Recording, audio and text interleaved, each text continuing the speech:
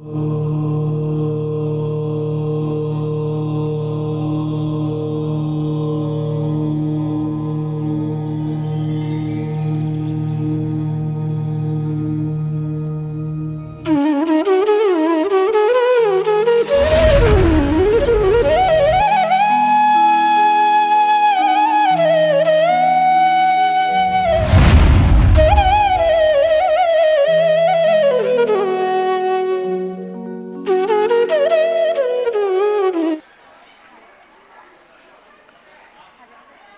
की परिभाषा क्या है? कर्म किसे कहते हैं?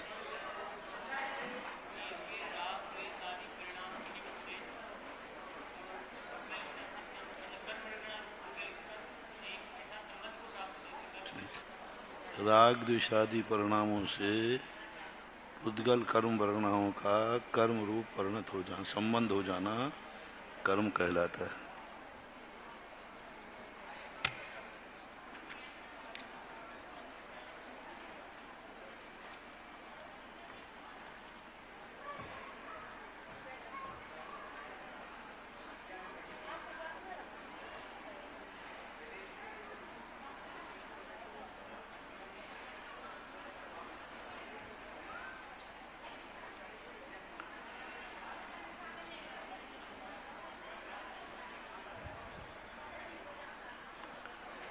द्रव्य प्राण और भाव प्राण में क्या अंतर है?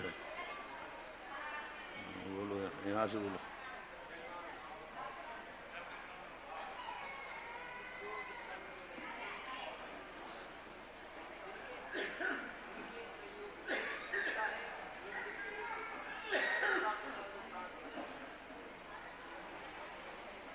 भाव प्राण और द्रव्य प्राण किसे कहते हैं?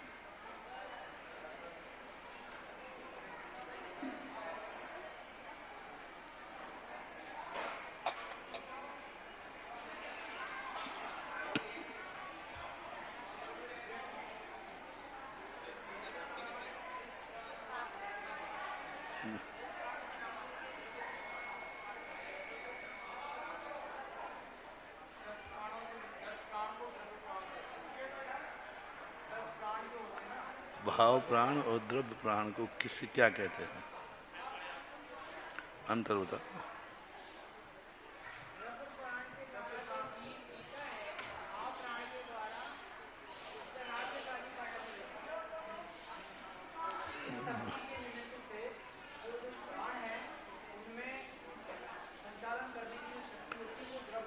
द्रव्य प्राणों में जो कार्य करने की शक्ति है उस शक्ति विशेष को भाव प्राण कहते हैं, और जो कार्य करते हैं जिनमें कार्य होता है वो द्रव्य प्राण है। द्रव्य प्राण 10 हैं तो भाव प्राण कितने हैं?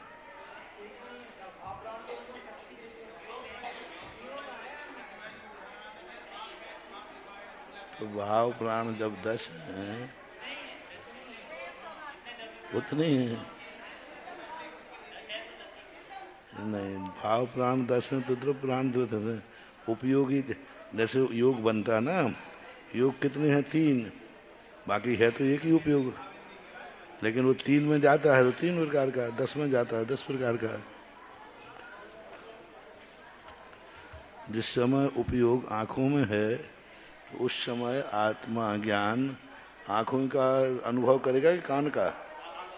तो वो भाव प्राण नेत्र संबंधी माना जाएगा, कारण संबंधी नहीं माना जाएगा।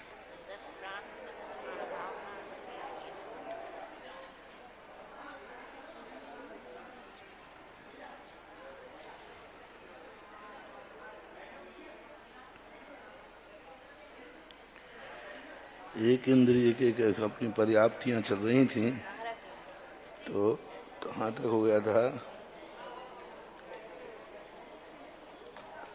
श्वास पर्याप्ति आहार वर्णा के परमाणुओं को श्वास रूप वर्णन के कारणभूत जीव की शक्ति को पूर्णता को श्वास पर्याप्ति कहते हैं।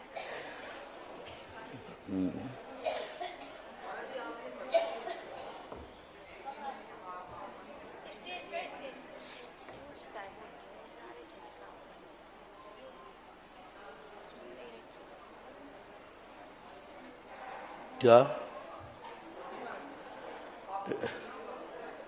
देखो यहाँ विशेषता देखना, आहार पर्याप्ति में और शरीर पर्याप्तियों में और इंद्रिय पर्याप्ति और श्वासोच्छ्वास पर्याप्ति में कौन सी वर्णा को ले रहे हैं? आहार वर्णा को। ये चार पर्याप्तियों की विशेषता है। हालांकि अन्य स्थानों पर ऐसा लिया नहीं गया, यहाँ ले रहे हैं। आहार वर्णाओं से आहार करा रहे हैं, आहार वर्णाओं से शरीर का निर्माण कर रहे हैं, और इंद्रियों में भी आहार वर्णा और श्वासोच्छ्वास में भी आहार वर्णा ले रहे हैं। हमारे जीव कांड में तो आया है श्वासोच्छ्वास के लिए, आहार के लिए, आहार वर्गणाओं के माध्यम से श्वासोच्छ्वास के लिए। श्वासोच्छ्वास, क्योंकि सामान्य वर्णा तो अलग है, लेकिन आहार वर्णा को श्वासोच्छ्वास रूप में ले रहे हैं, विचारने हैं। जीव कांड में भी ऐसा ही लिखा है, आहार वर्णा को लिया है जी। अब इसमें क्या है कि कार्मर वर्णा, वो नौकर वर्णा है तो ठीक है, नाना प्रकार के रूप वर्णित होती हैं, क्योंकि ये जो आहार और शरीर आदि हैं, ये तो फिर जो अपना प्रकृति बंध होता है ना, प्रकृति बंध उसमें वो डालेगा आहार वर्णा। ग्राह्य वर्णा, अग्राह्य वर्णा, तो उनमें जो है आहार वर्णा जो है, फिर आहार जो नौकर वर्णाएं ग्रहण करते हैं, फिर उसमें डालेगा कि आहार की है, कि भाषा की है, कि मन की है, किसकी है, क्योंकि ये तो प्रकृति बंध का स्वभाव है। पर्याप्त नाम कर्म की ही तो ये कार्य हैं जी। पर्याप्ति नाम कर्म है, तो पर्याप्त नाम कर्म के ही ये कार्य हैं। 6 पर्याप्ति रूप वर्णन करना, तो पर्याप्त एक कर्म हुआ, और ये उस कर्म के उदय से 9 कर्म, कल अपन ने चर्चा की थी ना, कि पर्याप्त नाम का, आहार पर्याप्ति नाम का कोई कर्म नहीं है। ये क्या है? आहार वर्णाएं जो हैं ये 9 कर्म रूप हैं, लेकिन पर्याप्ति नाम कर्म के उदय से ये 9 कर्म वर्णाएं ग्रहण करता है, और 9 कर्म वर्णाओं से शरीर आदि का निर्माण होता है। कर्म से शरीर का निर्माण नहीं होता, कर्म वर्णा तो भिन्न है। कर्म वर्णा कभी शरीर का निर्माण नहीं करती। कर्म वर्णा के उदय से, जैसे अपन ने उदाहरण दिया था, औदारिक नाम कर्म का बंध हुआ, तो क्या औदारिक नाम कर्म में जो पुद्गल परमाणु आए हैं, क्या उन्हीं से शरीर बनेगा? नहीं बनेगा। उनसे वो 9 कर्म वर्णाओं को ग्रहण करेगा, उससे 9 कर्म वर्णाएं ग्रहण होंगी। हाँ, क्या जो बिजली से जो अपना ऊष्मा आ रही है, क्या ऊष्मा बिजली है? उससे बिजली बनेगी। वो जो तुम कांच वगैरह लगा दिया ना,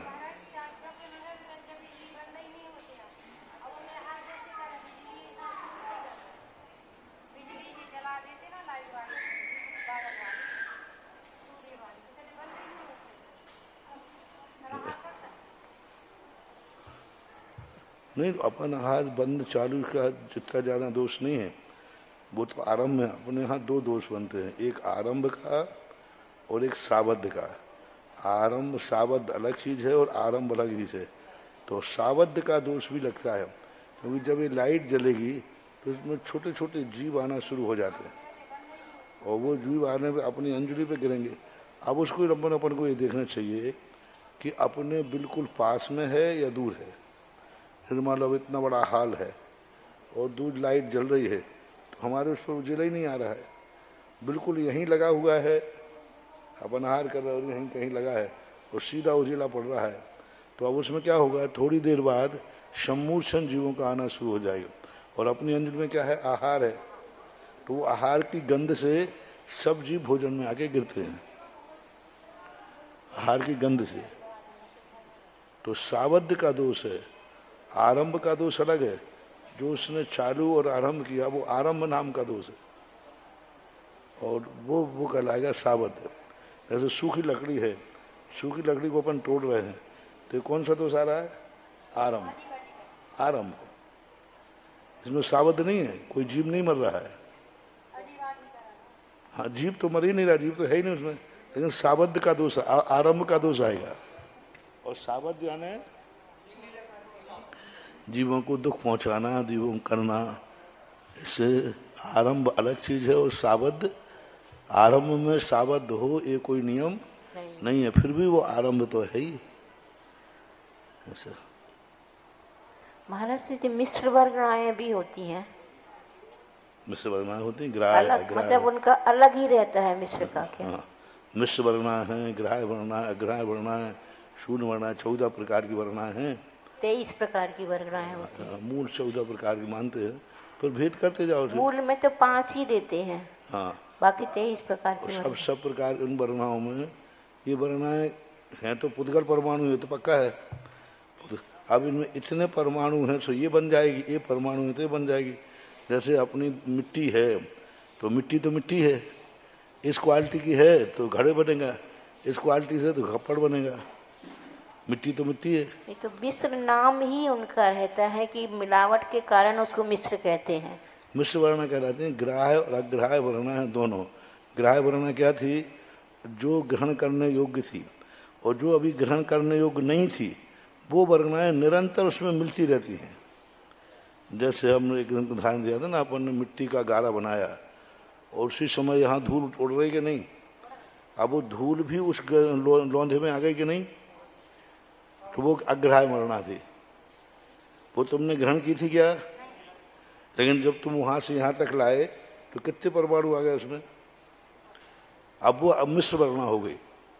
लेकिन क्या औदारिक और कार्मण को मिला करके ऐसा बताते हैं? औदारिक वो शरीर है नहीं, वर्गणाओं के मिश्र वर्गणा मतलब जैसे मिश्र वर्णा अलग चीज है और औदारिक मिश्र वर्णा अलग चीज है। ये दोनों वर्णाओं में भिन्नता है। मिश्र वर्णाएं अपने आप में आकाश में हैं। जैसे हमने कहा ना कि यहाँ परमाणु हैं, अभी नए परमाणु भी आकाश में मिल रहे जो अभी वर्णा रूप नहीं थे, लेकिन मिलते ही वर्णा बन गए कि नहीं। वो धूल गारे रूप थी क्या?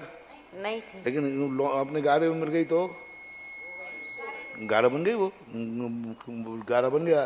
तो अब वो अग्राह्य वर्णा थी, वो गारा बन ही नहीं सकती थी क्योंकि वो इतनी बारीक थी कि वो स्वयं में कभी गारा नहीं, लेकिन इसमें मिलने के बाद गारा बन गए। तो ये वर्णाएं निरंतर बनती हैं। कार्बन वर्णाएं, 9 कर्म वर्णाएं, 24 14 जो वर्णाएं हैं, ये सारी वर्णाएं निरंतर विकसित हो रही हैं और निरंतर बन रही है, आकाश में बनती रहती हैं। अब इसमें मिश्र वर्णा है तो कभी कभी क्या होता है, अब मिश्र वर्णा में इतनी वर्णा धूल की आ गई कि वो लो साहब वो गार ही नहीं रहा, कंकड़ पत्थर आ गया उसमें, तो वर्णा विकसित कर देता है वो। और ये जो अपने शरीर हैं इनमें 2 प्रकार की वर्णा पूर्ण है। ये तो कर्म ने जब ग्रहण की है औदारिक मिश्र है। तो औदारिक मिश्र कब बनता है? कार्बन शरीर और औदारिक शरीर नाम कर्म, 9 कर्म नहीं। हाँ, 9 कर्म में मिश्रता नहीं है। अभी ये क्या है? कर्म से। इधर कार्बन शरीर का उदय है, इधर औदारिक शरीर। तो औदारिक मिश्र जो हैं ये कार्बन में कर्मों में आते हैं। औदारिक मिश्र का योग फिर आए उन दोनों से जो बना, उस समय जो वर्णाएं ग्रहण की हैं वो वर्णाओं को भी औदारिक मिश्र काय योग कहते हैं। काय योग क्या है? 9 कर्म। और औदारिक मिश्र शरीर नाम कर्म भी है कि नहीं है? पृथक रूप से है। कार्बन अलग है, औदारिक वैक्रियक, औदारिक मिश्र नाम कर्म। और 5 शरीर में औदारिक वैक्रियक आहार मिश्र भी है। उन कर्म के उदय से यहाँ भी शरीर की भी 9 मिश्र कर्मणा हुई, क्योंकि काय योग भी मिश्र है। अब ये काय योग किससे मिश्र कर रहा है?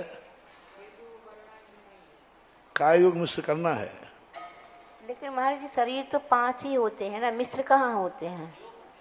योग होते हैं मिश्र। योग तो है, तो मिश्र काय योग बनाएंगे ना जी। तो मिश्र काय योग के समय जो वर्णाएं ग्रहण करेगा वो वर्णाएं तो एक ही प्रकार की होंगी।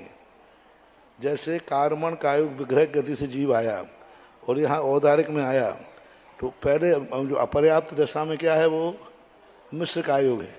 तो मिश्र कायोग है, लेकिन शरीर कौन सा बन रहा है? औदारिक। अजय आहार पर्याप्ति वगैरह था। 9 कर्म में मिश्र नहीं है, कर्म में और योग में मिश्रता है। अब योग में मिश्रता क्यों है? क्योंकि वह दोनों प्रकार के परिणाम वहां पाए जा रहे हैं। कार्बन काय योग का भी पाया जा रहा है और औदारिक काय योग भी पाया जा रहा है। शरीर तो तीन ही है, 9 कर्म तो तीन ही बनेंगे, 3 से ज्यादा होते नहीं।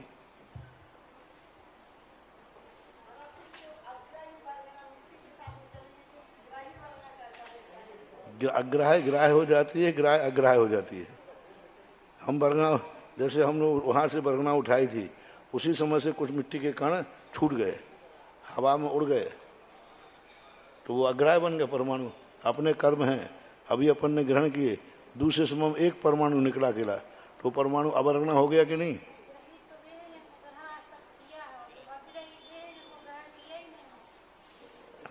नहीं, अग्राह्य वर्णना का अर्थ नहीं है, अब वो ग्रहण करने योग्य नहीं है। अग्राह्य वर्णना अभी वो ग्रहण करने योग्य नहीं, कभी ग्रहण नहीं किया है वो नहीं। अग्राह्य वर्णना अब वो ग्रहण करने योग्य नहीं रही। लेकिन परिभाषा महाराज जी ऐसा बनाते हैं कि जो अभी तक अपन ने ग्रहण नहीं की है वो अग्राह्य वर्णना कहा जाता है। क्योंकि ऐसी कितनी वर्णनाएं हैं जो किसी जीव, व्यक्ति सापेक्ष कितनी वर्णनाएं हैं, व्यक्ति सापेक्ष कितनी वर्णनाएं हैं? नहीं, सभी ग्रहण करनी हुए हमने, थोड़ी नियम थोड़ी है। और वैसे तो एक पुद्गल परमाणु नहीं बचा जो अपन ने ग्रहण नहीं किया हो। पंच परावर्तन के अनुसार ऐसा एक भी पुद्गल परमाणु नहीं बचा जो कर्म ने ग्रहण नहीं किया हो। तो वो ग्राह्य का अर्थ अपने लिए वो उस योग्य ही नहीं, ग्रहण अग्राह्य वर्णना, मतलब अभी वो ग्रहण करने योग्य नहीं है। वर्णना तो बन गई, लेकिन जैसे फल तो है लेकिन पका हुआ नहीं है। फल है कि नहीं, बीज भी है, लेकिन अब वो बीज रूप में बोने लायक नहीं है, ये मान लो।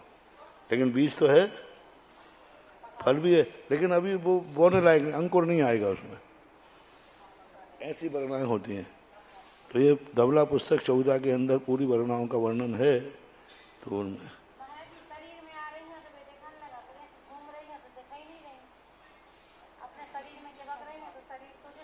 वो सूक्ष्म है, यहाँ स्थूल हो गई। अब जैसे अपन को यहाँ कचड़ा नहीं दिख रहा है, अभी झाड़ू लगा दो तो ढेर सारा दिख जाएगा।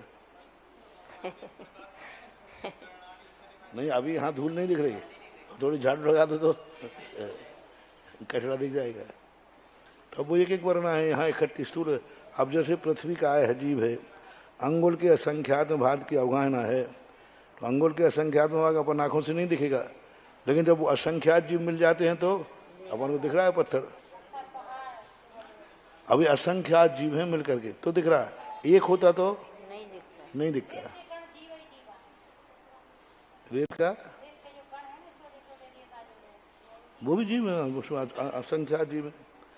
पानी की एक बूंद में असंख्यात एक इंद्रिय जीव है, एक बूंद में अपन को दिख ही नहीं सकते।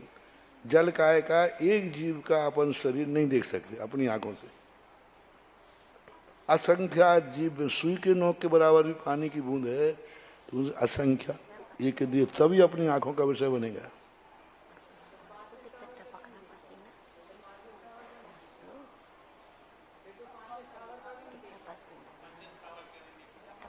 पांच ऐसा नहीं देख सकते।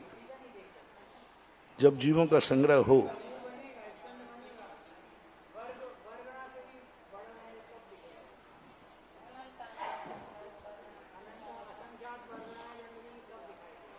वनस्पति काय छोड़ दो, तो वनस्पति काय की अवगाहना भिन्न भिन्न होती है। निगोदिया की तो नहीं दिखेगी, लेकिन ये प्रत्येक नामकरण का तो शरीर एक ही है ना, ये पूरा शरीर एक ही है। हाँ, फिर इनके अंतर्गत अनंत शरीर हैं। इसमें जीव कांड में दिया ना, पुलवियां हैं, पुलवी आदि दिया है, आवार पुली, तो जैसे ज्वाइन, इसमें अंतर एक पत्ता एक ही जीव का है, लेकिन पत्ते के अंतर्गत अनंत जीव है। स्कंद है, अंडर है, आवास है, पुलवी है, फिर एक निगोदिया जीव का शरीर है। स्कंद है, आवास है, पुलवी है, पुलवी है, उसके असंख्यात का, यानी असंख्यात स्कंदों में एक अंडर, फिर असंख्यात अंडरों का एक आवास, और एक असंख्यात आवास का एक पुलवी, और फिर असंख्यात पुलवियों का एक निगोद, मतलब निगोद जीव का शरीर के शरीर बनते। असंख्यात बहुत जीव कांड में है ये जी। तो ये बहुत वनस्पति का आएगा तो झगड़े है, मतलब उसमें अपन एक पत्ता टूट गया तो मूल शरीर से तो वो अलग हो गया, अब वो सूखेगा नहीं, मतलब सूख जाएगा। लेकिन यदि उनमें कोई मिल जाए संस्कार तो उसका तो क्या अपनी शरीर लग जाता है। एक किडनी निकाल के दूसरे को लगा रहे कि नहीं। जब मनुष्य की किडनी लग रही तो ये डाल पत्ते लगने में क्या बात है। आंख भी लगा देते, आंख भी लगा। हाँ वो तो नो कर्म है, उन नसों को जोड़ देते, खून का संचार चालू हो जाता है। और वो ग्राफ्टेड हैं आजकल, सब बना लेते हैं। फिर उसी एक पेड़ में कोई दूसरा फूल खिल रहा है, उसी में दूसरा फूल खिल रहा है, दूसरा फूल खिल रहा है। एक ही पेड़ के अलग अलग कलर है।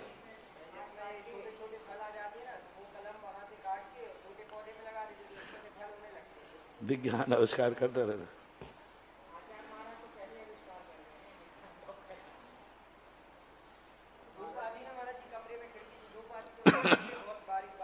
अभी एक सज्जन बताया थे कि अमरूद होता है ना, अमरूद को थोड़ा सा काट के प्याज को रगड़ देते हैं और उसको मिट्टी में रख देते हैं।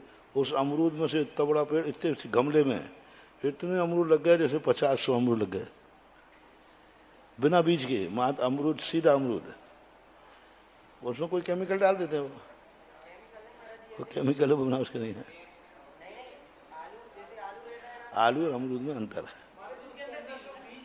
बीज वाला जीव कभी नहीं लगता।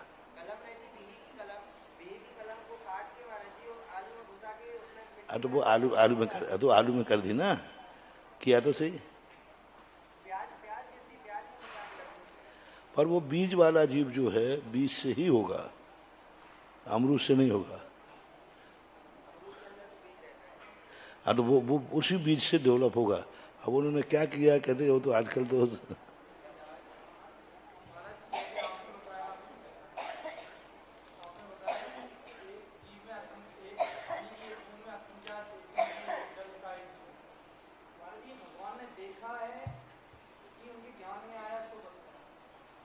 देखा है। नहीं देखा उन्होंने, उनको वो देखते नहीं है, ज्ञान में झलकता है भगवान का। उसी अपन देखना कहते हैं। भगवान कभी कुछ नहीं देखते, कुछ नहीं जानते। उनको कोई खबर नहीं है दुनिया में क्या है। उनको कोई पता ही नहीं कि दुनिया में कोई चीज, अपन को तो फिर भी पता है। उनको तो पता है क्योंकि उनका उपयोग तो पदार्थों में रहता नहीं, उनके ज्ञान में झलक रहा है बस। हाँ, व्यवहार से सर्वज्ञ हैं वो, क्योंकि उनके अनुभव में कुछ भी नहीं। उनके अनुभव में आ जाए तो वो तो परेशान हो जाए। है? वो भी अबुद्धिपूर्वक है, उनको कोई पता नहीं, उनको कोई खबर नहीं मैं क्या बोल रहा हूँ। उनको ये मालूम ही नहीं कि मैं क्या बोल रहा हूँ, कौन सुन रहा है, कौन नहीं बोल रहा है। वो तो अपनी निज आत्मा में लीन है। वो तो स्वाभाविक अपने आप ही इनका परिणमन होता है। तीर्थंकर प्रकृति कहो या उनका पौद्गल पढ़ूंगा कि उनके यद्वा तद्वा नहीं होते। उसमें त्रिलोक सार में आया है कि भगवान का उपयोग उसमें है नहीं, फिर भी उनकी प्रवृत्ति, उनकी वाणी यद्वा तद्वा नहीं है, समीचीन है।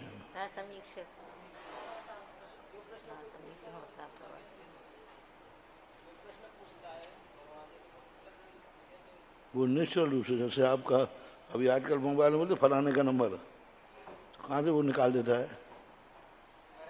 आजकल ऐसा आ गया ना, जैसे मान किसी का तो अब नंबर नहीं लगाते, बोल देते। अब वो उसमें अंदर कौन सुन रहा है।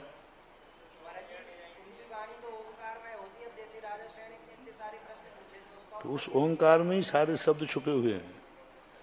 उस ओंकार सबको जो समझना है उसमें सब समझ में आएगा। जो समय समझना है वो समझ में आएगा। हाँ, ध्वनि, उस ध्वनि में अपन को ध्वनि नहीं आएगी। अपने कान में तो जो भाषा अपन जानते हैं, अपने यहाँ वही भाषा कान में आएगी। अपने कान में तो शब्द ही आएगा।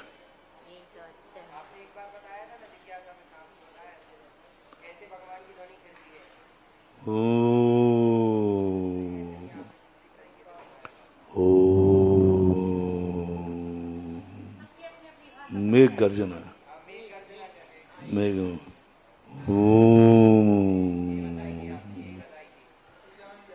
अब अपन नकल तो नकल ही होगी उनकी तो एक, पर वो अपन को ऐसे सुनाई नहीं पड़ती।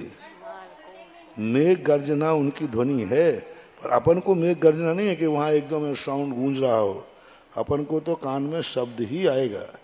अपन क्या सुनना चाहते हैं वो शब्द अपने कान में क्रम, और कान में अपन तो क्रम से सुनते हैं, वो तो अक्रम से बोल रहे हैं, लेकिन अपने कान में क्रम से आएगी। यानी वो कथा जो जैसे मान लो रामचंद्र जी कथा है, तो उन्होंने तो एक शब्द में कह दिया। अब अपने पास घंटे भर में पूरी कथा सुनाई पड़ेगी तुम्हें, क्योंकि तुम तो क्रम से सुनोगे, तुम तो क्रम से सुनोगे, तुम्हें थोड़ी एक साथ सुनने में आएगा। तुम तो क्रम से सुनोगे कि भाई उनका जन्म अयोध्या में हुआ था, उनके माता पिता दशरथ थे, एक क्रम से सुनोगे। अब तुम्हें तो पूरी कथा सुनने में कितना टाइम लगेगा? दिव्य ध्वनि 2.25 घंटे की फिर खिलती है तो क्या हो फिर उसमें? 2.25 घंटे तक खिलती है तो उसमें फिर क्या होगा? कुछ नहीं, पुनरावृत्ति है।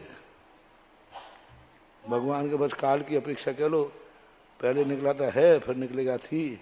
नहीं तो जब वो अपन को 1 घंटे में समझ में आ रहा है, तो जब वो 2.25 घंटे बोल रहे हैं तो फिर कैसे क्या होता हो? तो अपन नहीं सुनेंगे, अपन को तो बस जितनी सुनना होती है अपने कान में आती रहेगी। हमें और आगे सुनना ही नहीं है तो क्या करेंगे? और अपन को यही लगेगा कि भगवान की वाणी सुन रहा हूँ सीधा।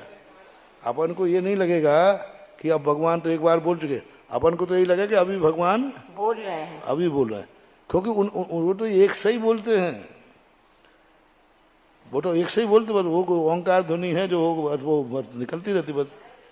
उनकी तो प्रत्येक वाणी में संपूर्ण सुत है, दूसरे वाले में भी वही सुत है, तीसरे वाले में वही सुत है, सब में जितने 2.25 घंटे तक वही सुत है, सब जो कहते हो सब क्रम से। पशु को पशु भाषा सुनेगी, बालक को भाषा, कर्नाटक वाले को कर्नाटक, हिंदी वाले को हिंदी, इंग्लिश वाले को हिंदी। हाँ, वो अपने आप हो जाता है।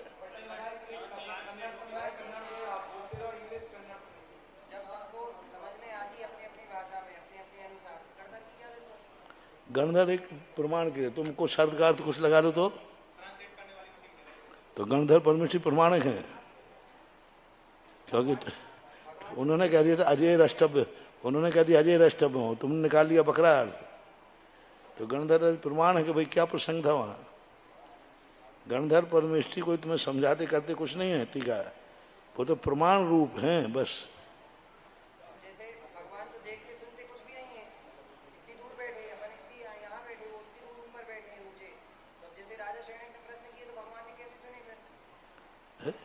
भगवान को सुनना है, यहाँ बैठे सुन लेंगे, अभी हाल अपन यहाँ से बोले तो सुन लेंगे। विदेश क्षेत्र के सीमंदर भगवान सुन लेंगे, सुनना उनके उपयोग में आ जाएगा। उनको सुनना ही नहीं है, वो तो यहाँ बैठे बैठे अपन जो पढ़ रहे हैं। अभी वहाँ कोई प्रश्न पूछे कि भारत क्षेत्र में, जम्बू द्वीप में, सागर में इस समय भागवत में क्या पढ़ रहा है, तो वे जो जो हम बोल रहे हैं वो सब सुना देंगे वहाँ।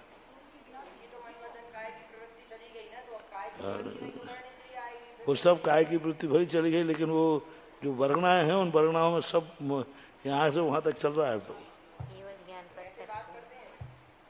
बात करने की जरूरत ही नहीं उनको। तुम्हें तो उत्तर से मतलब कि बात करने से मतलब, तुम्हें प्रश्न हुआ तुम्हारे पास उत्तर आ जाएगा बस। वो तो हलन चलन, परों का स्पंदन, होठों का स्पंदन कुछ है ही नहीं, कुछ भी स्पंदन नहीं है। होठों का श्वास भी नहीं ले रहा है, वो तो अपने श्वास ले रहा है वो, पर अपन को दिखेगी नहीं,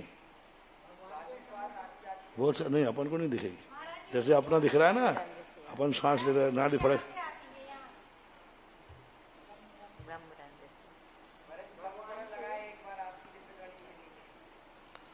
वो हम चला कर नहीं बैठे वहां पे। अभी तो सब लोग फिर हम ऊपर बैठते, सब लोगों को बैठने की इतनी जगह नहीं होगी उन्होंने। पहले तो सम्मोषण में होती थी, अभी जितने बार अभी तक कल पर चलता था तो ऊपर ही बैठते थे। अब फिर सब लोग उतने नहीं बैठ पाएंगे, बैठते तो पंचाणक में देख लेना कभी। अभी तो कल्पत्र विधान है, समूषण तो अलग है। समूषण वो समूषण की रचना अलग है, कल्पत्र विधान के लिए रचा गया। उसमें बोलता हूँ, ऊपर बैठ के बोलता हूँ। एक दिन प्रवचन तो होना चाहिए उसमें बैठ करके आपके। अब हम लोग सब लोग नहीं, उन्होंने मतलब महाराज जी लोग सब नीचे बैठे रहेंगे, आप अकेले ऊपर बैठे रहेंगे। उन्होंने कहा था, प्रदीप भैया ने यही कहा था, आप तो ऊपर से प्रवचन करोगे। तो मैंने कहा था, क्योंकि मैंने कि अभी तुम नाटक करोगे छू छू का, तो मैंने कि मान लो छुल्ला का भी कपड़े शुद्ध पहन के नहीं आए और वो महाराज जी वो चले गए। प्रदीप भैया ज्यादा छू छू करते हैं। आज वो माँ जी को मना कर रहे थे। तो हमने कहा वो माँ जी सदा शुद्ध हैं। मैंने कहा हम साथ में चले जाते हैं तो फिर तुम्हारे हम चाहते हैं सब शुद्ध हो जाएंगे। कह दे महाराज जी को फिर परेशानी इसलिए हो मैं गया। जाएगी। देखो आज विशेषता देखना माँ जी का, वहां जाके मूर्ति को अब दूर से दिख नहीं रही थी, तो हमने कहा मूर्ति उठा लो। तो मुकेश से मूर्ति उठाई तो बोले देख रहे, तो मुंह से बोले अर्घ कहाँ है, अर्घ। मुंह से बोला अर्घ मांगा है उन्होंने, अर्घ अपन ने दिया नहीं है, अर्घ तो दो, अर्घ अर्घ। जब उनको भगवान दिख गए होंगे वहां पर। हाँ नहीं, भगवान दिखे उन्होंने, भगवान दिखे, भगवान को नमोस्तु किया, इतने पास ला दिया था। जी पास तो सामने मूर्ति रखी थी ना, जी जी। तो उसको उठा के इतने पास, तो उन्होंने पहचान लिया भगवान को, वही भगवान है, समोषण भगवान है। तो उन्होंने खुद बोला अर्घ तो दो, अर्घ अर्घ, 3 बार बोले अर्घ। हाँ अर्घ अर्घ शब्द बोला उन्होंने। नीचे कह रही थी भगवान कटे हैं, भगवान कटे हैं, नीचे थे ना हम लोग, तो कहती मैंने ऊपर भगवान बिल्कुल कटे उन्हें हैं। पूरी आंख फाड़ के भगवान देखे, अर्घ मांगा, और इससे ज्यादा मैं अभी क्या कह रही करें? थी हम महाराज से शिकायत करेंगे तुम्हारी। अभी कहती कल महाराज आएगा मैं तुम्हारी शिकायत करूंगी।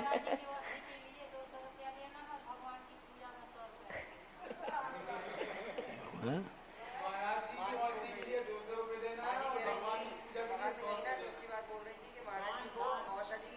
औषधि दान में 200 रुपए देना है और वहाँ पर भी 100 रुपए देना है।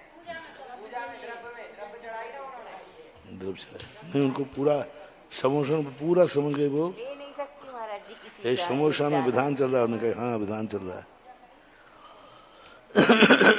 अच्छा हुआ आज आपने दर्शन करा दिए उनको समूचरण में ले जा नहीं, करके। बिल्कुल बुद्धि पूर्वक किया और बिल्कुल सावधान पूर्वक किया।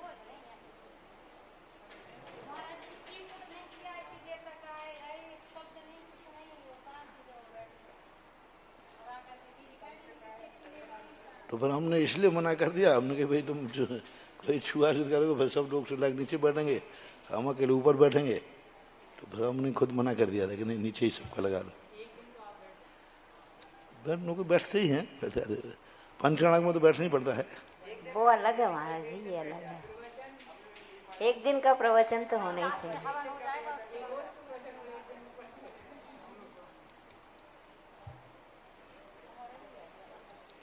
बैठ जाएगा तो वहाँ 2 कारण, एक तो ऊंचाई इतनी ज्यादा हो जाती है कि ऊपर गर्मी इतनी लगती है, पंडाल नीचे हो जाता ना। हाँ, और दूसरा कि उसके बाद क्योंकि वहाँ 2 या 3 लोग से ज्यादा नहीं बैठ पाते। नहीं फिर चारों तरफ बैठेंगे, वैसे घेर के तो बैठ जाएंगे सब। फिर तुम लोग शुद्ध कपड़े पहन के आना पड़ेगा।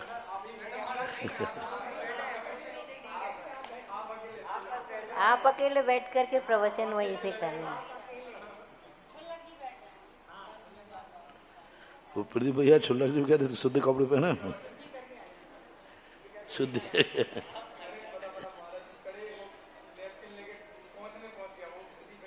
नहीं हो सकता।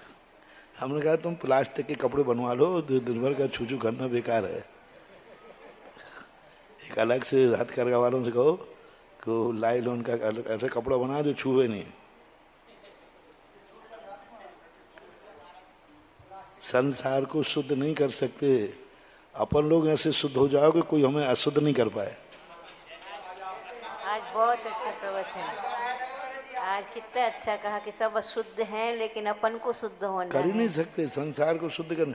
अपन शुद्ध हो जाओगे कोई हमें अशुद्ध ना कर पाए, बस इसके अलावा कोई उपाय नहीं है। अभी तो महाराज जी आप ही हैं सबसे शुद्ध। हमें कोई शुद्ध नहीं कर पाएगा। आप ही हैं बस। रत्न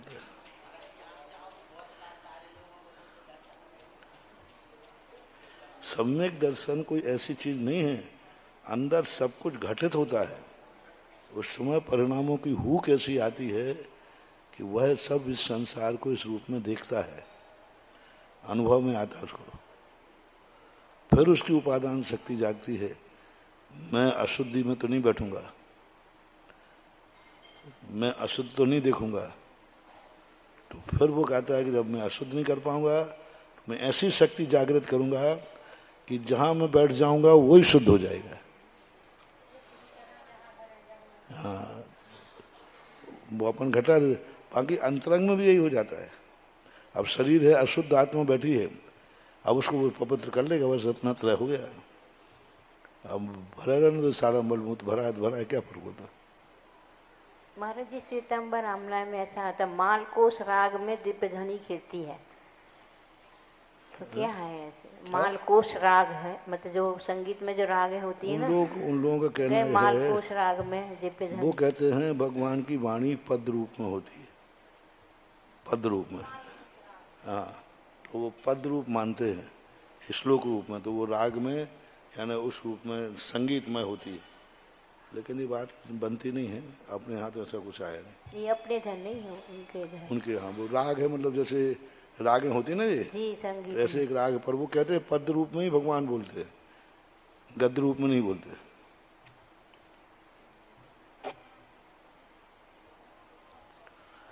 तो ये आहार वर्गणाओं के रूप में है। मनोवर्गणा, भाषा वर्गणा जो है, पांचवी भाषा पर्याप्ति, इसमें आहार वर्णा का रूप नहीं लिया। छठी मनोवर्गणा है, हृदय स्तरी तो पढ़ लिया था तुमने। एक इंद्रिय की भाषा और मन के बिना चार पर्याप्ति होती हैं। दो इंद्रिय, तीन इंद्रिय, चतुरिंद्रिय, असैनी, पंचेंद्रिय, मन के पांच पर्याप्तियां होती हैं। किनके? दो इंद्रिय, तीन इंद्रिय, चार इंद्रिय और असैनी पंचेंद्रिय। हाँ, प्राण ज्यादा होंगे, पर्याप्ति कम है। एक एक पर्याप्ति का काल भी, अब एक एक काल पर्याप्ति का काल भी कितना है? अंतर्मुद। तथा सबका मिलाकर भी कितना है? अंतर्मुद। पहली से दूसरी, तीसरी, इसके छठे तक काल का क्रम से बड़ा बड़ा अंतर्मुहूर्त है। यानी सबसे कम समय किसमें लगता है? आहार पर्याप्ति में, और उसके बाद जाकर के शरीर, इंद्रिय आदि में लग जाता है।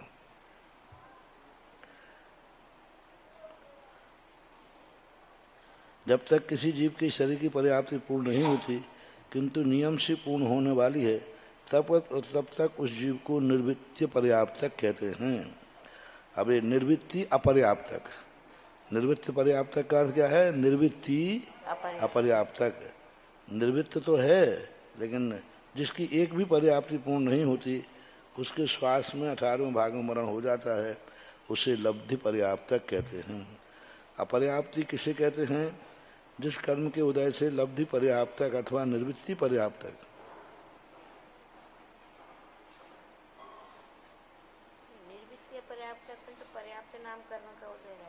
नहीं, ये गलत दिया। निर्वृत्ति पर्याप्तक जो है, निर्वृत्ति पर्याप्तक जो है, वो पर्याप्तक नाम कर्म के उदय से ही होता है।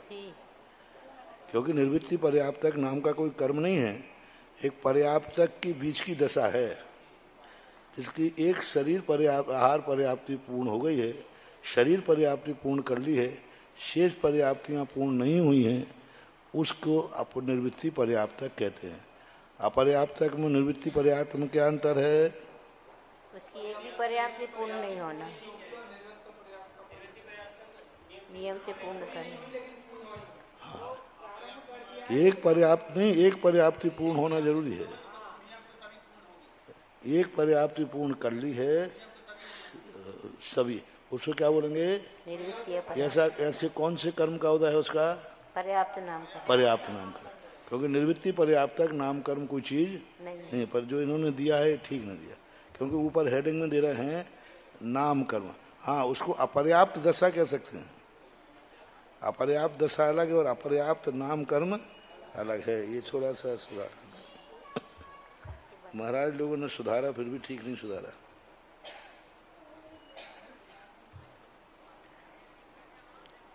जिस कर्म के उदय से एक शरीर का स्वामी एक ही जीव होता है, उसे प्रत्येक नाम कर्म कहते हैं। जिस कर्म के उदय से एक शरीर के स्वामी अनेक जीव होते हैं, उसे साधन कहते हैं। स्थिर नाम कर्म, अस्थिर नाम कर्म ठीक है, सामान्य से।